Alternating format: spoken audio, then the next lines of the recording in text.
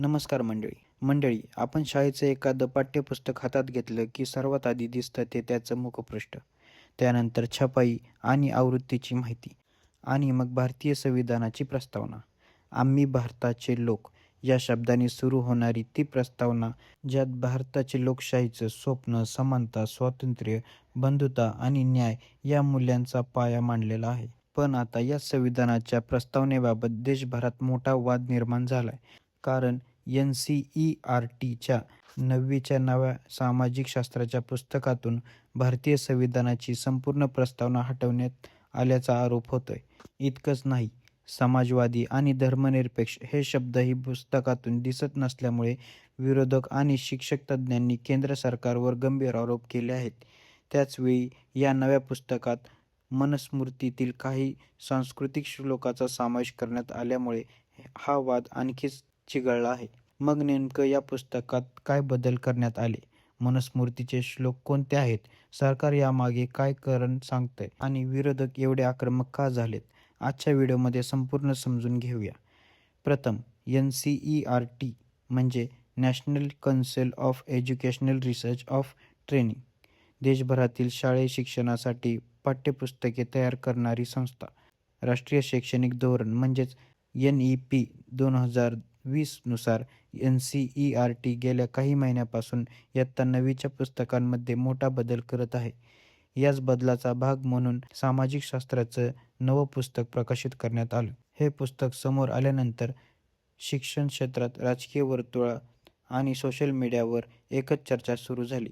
कारण या पुस्तकाच्या सुरुवातीला पूर्वीप्रमाणे भारतीय संविधानाची प्रस्तावना नाही. पूर्वी प्रत्येक पुस्तकात आम्ही भारताचे लोक पासून सुरू होणारी प्रस्तावना दिली जायची. पण नव्या पुस्तकात ती पूर्णपणे हटवण्यात आल्याचं दिसून आलं. यामुळे सर्वप्रथम शिक्षण तज्ज्ञांनी प्रश्न उपस्थित केले. त्यांच्या मते संविधानाची प्रस्तावना ही केवळ काही ओळी नसून भारतीय लोकशाहीचा आत्मा आहे. विद्यार्थ्यांना भारतीय राज्यव्यवस्थेची ओळख याच प्रस्तावनेतून होत असते. म्हणून ती पुस्तकातून काढून टाकणं योग्य नाही. वाद इथेच थांबला नाही. संविधानातील समाजवादी आणि धर्मनिरपेक्ष या दोन महत्त्वाच्या संकल्पनांचाही स्पष्ट उल्लेख नसल्याचं सांगितलं जात आहे. हे दोन शब्द 1976 मध्ये 42व्या घटनादुरुस्तीद्वारे भारतीय संविधानाच्या प्रस्तावनेत समाविष्ट करण्यात आले होते आणि आज भारताच्या लोकशाही मूल्याचा महत्त्वाचा भाग मानले जातात. मात्र या शब्दाचा अभाव अनेकांना खटकला. विरोधी पक्षांनी सरकारवर आरोप केले की शिक्षणाच्या माध्यमातून संविधानातील मूलभूत मूल्यांमध्ये बदल करण्याचा प्रयत्न सुरू आहे. पण सर्वात मोठा वाद निर्माण झाला तो मनुस्मृतीच्या संदर्भामुळे. नव्या पुस्तकात प्राचीन भारतीय समाजरचनेबद्दल माहिती देताना मनुस्मृतीतील काही संस्कृत श्लोकांचा उल्लेख करण्यात आला. NCERTच्या म्हणण्यानुसार हे श्लोक इतिहासाच्या संदर्भासाठी आणि त्या काळातील सामाजिक रचना समजून सांगण्यासाठी दिले आहेत. म्हणजे विद्यार्थ्यांना प्राचीन भारतातील समाजव्यवस्था, कर्तव्य आणि कायद्याची कल्पना समजावी, हा उद्देश असल्याचं सांगितलं जात आहे.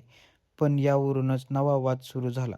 कारण मनुस्मृती हा भारतीय समाजातील सर्वात वादग्रस्त ग्रंथांपैकी एक मानला जातो. त्यामुळे जातीव्यवस्था, स्त्रियांची भूमिका आणि सामाजिक स्तर याबाबतचे अनेक नियम नमूद आहेत. अनेक सामाजिक कार्यकर्त्यांच्या मते या ग्रंथातील काही विचार आजच्या संविधानातील समता आणि समानतेच्या मूल्यांशी पूर्णपणे विसंगत आहेत. म्हणून संविधानाची प्रस्तावना काढून मनुस्मृतीचे श्लोक देणे हा केवळ अभ्यासक्रमातील बदल नाही, तर एक वैचारिक बदल असल्याचा आरोप विरोधक करत आहेत. या संपूर्ण प्रकरणावर देशभरातून प्रतिक्रिया उमटल्या आणि शिक्षण तज्ज्ञांनी संविधान पुन्हा पुस्तकात समाविष्ट करण्याची मागणी केली. विविध विद्यार्थी संघटना आणि सामाजिक संघटनांनी ठिकठिकाणी निदर्शने केली. सोशल मीडियावर #SaveConstitution आणि #NCERT हे हॅशटॅग ट्रेंड होऊ लागले. अनेकांनी भारतीय संविधान आणि बाबासाहेब आंबेडकर यांच्या विचारांचा उल्लेख करत हा निर्णय मागे घेण्याची मागणी केली. मात्र सरकारने समर्थकांचं म्हणणं वेगळं आहे. त्यांच्या मते पुस्तकात प्राचीन भारतीय इतिहास आणि संस्कृती यांचाही अभ्यास व्हायला हवा. इतिहास समजून घेण्यासाठी मनुस्मृतीसारख्या प्राचीन ग्रंथाचा उल्लेख करणे चुकीचं नाही.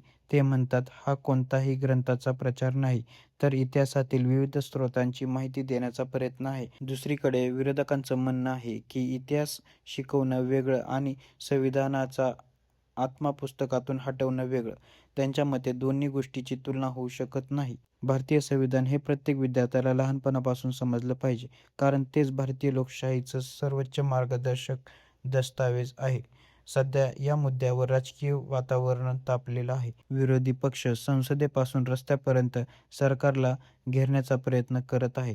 तर सरकारकडून अभ्यासक्रमातील बदल राष्ट्रीय शैक्षणिक धोरणाचा भाग असल्याचं सांगितलं जात आहे. यामुळे हा वाद फक्त पुस्तकापुरता मर्यादित राहिला नाही, तर तो आता भारतीय शिक्षण व्यवस्था, संविधान आणि देशाच्या वैचारिक दिशेशी जोडला जात आहे. आता पुढे एन-सी-ई-आर-टी या पुस्तकामध्ये काही बदल करणार का? संविधानाची प्रस्तावना पुन्हा समाविष्ट होणार का? की सध्याचं स्वरूप कायम राहणार? याकडे संपूर्ण देशाचं लक्ष लागलं आहे. कारण शालेय शिक्षण हे केवळ माहिती देत नाही, तर पुढच्या पिढीचा विचार घडवत असतो आणि म्हणूनच या वादाकडे संपूर्ण देशाचं लक्ष लागलं आहे. तर मंडळी, या संपूर्ण प्रकरणाबद्दल तुमचं मत काय? नव्या पुस्तकात झालेला बदल योग्य आहे का? की संविधानाची प्रस्तावना पुन्हा पुस्तकात असायला हवी?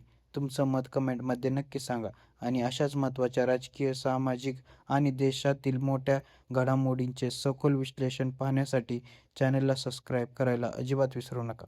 धन्यवाद.